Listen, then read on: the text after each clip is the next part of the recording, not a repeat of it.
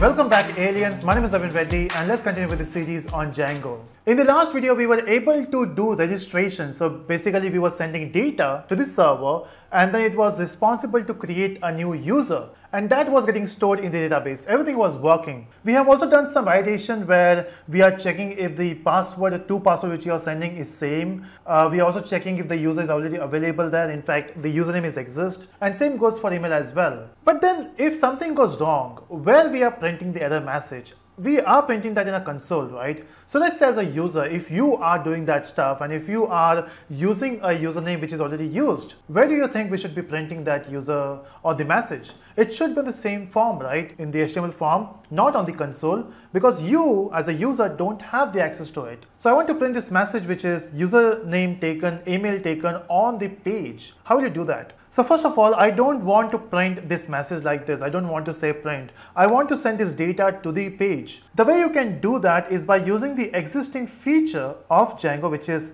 messages.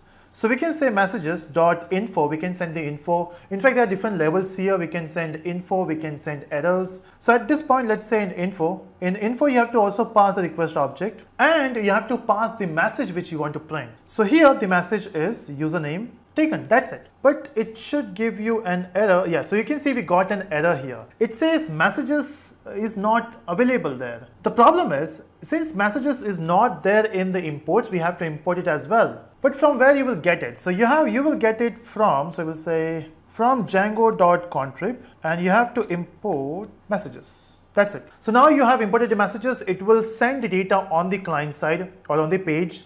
The same thing can be done for the email taken. Let's do that. So we'll copy and paste it here.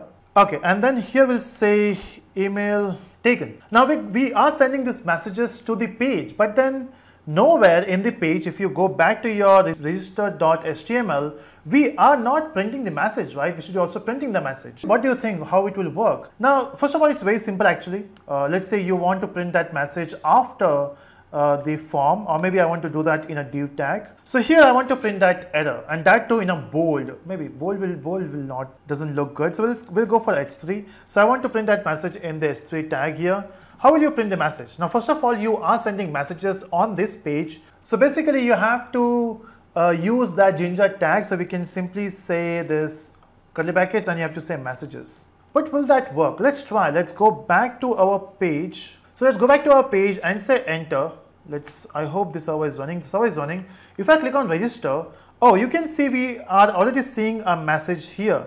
It says messages stored, fallback, storage. Okay, something weird is coming up. So let's print some data here so we can see Naveen Reddy. And then the email username I'm going to use here is Naveen. And the password is something and something. If I click on submit, okay, it is registered.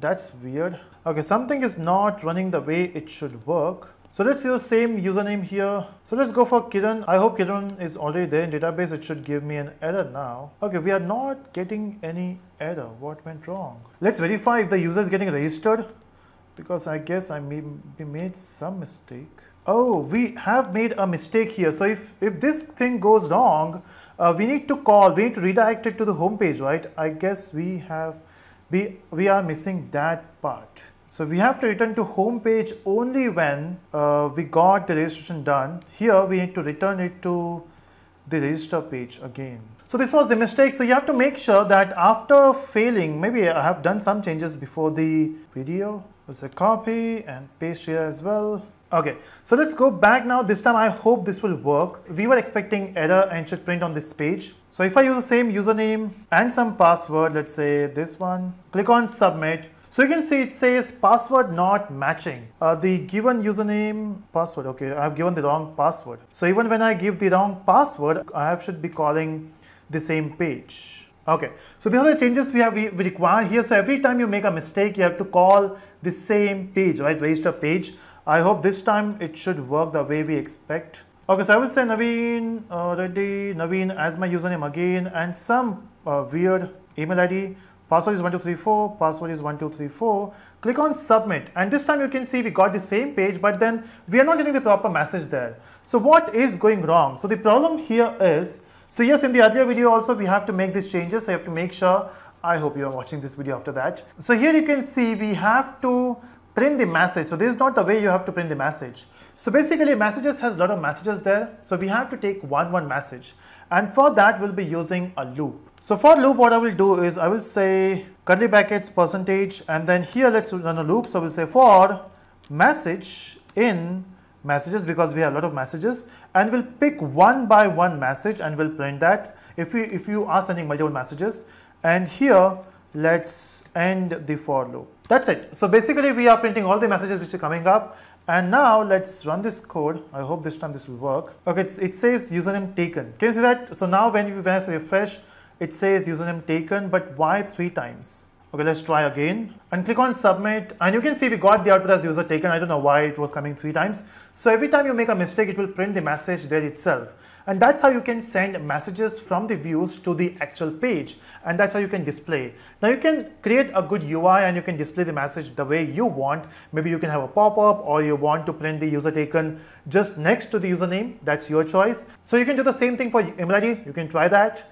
And the same thing can be done for password. Okay, so in fact, I'm not sure if we are doing for the password. We should be doing that. So here as well, we'll be saying messages.info, and then we have to pass the request object, comma, and then you have to pass the message, which is password not matching. So that's how you can send messages from the views to the page. So I hope you got the idea how thing works here. In the next video, we'll complete the flow, because we also want to work with login and log out. So that's it, everyone. Bye.